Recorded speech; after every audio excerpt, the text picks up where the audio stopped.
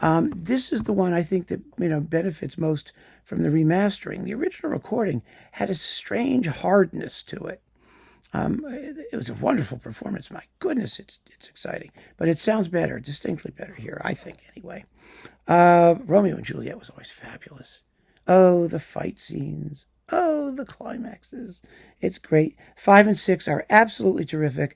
The Manfred is one of the best. The only thing about the Manfred that was a little weird is his insistence to keep suspended cymbals at the end of the first movement, when you shouldn't, and the slowish opening tempo for the finale, which after all is a bacchanal and it just needs to go crazy. And here, Muti is a bit over-controlled, although the playing is magnificent, and as it warms up, it gets better and better and better as it goes. But it's still a great Manfred. So, if you're looking for a Tchaikovsky cycle, and you want all the symphonies in a convenient package, along with Romeo and Juliet, the first piano concerto, Manfred, you can't do better. You really can't.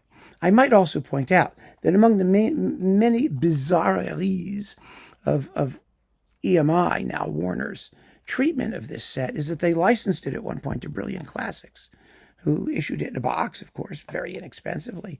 I can't figure that out. That was such a stupid move. And there were also other versions of this business in a box. I mean, it's been all over the place. So I am hoping that Warner will just leave it alone and let it be available for a little while.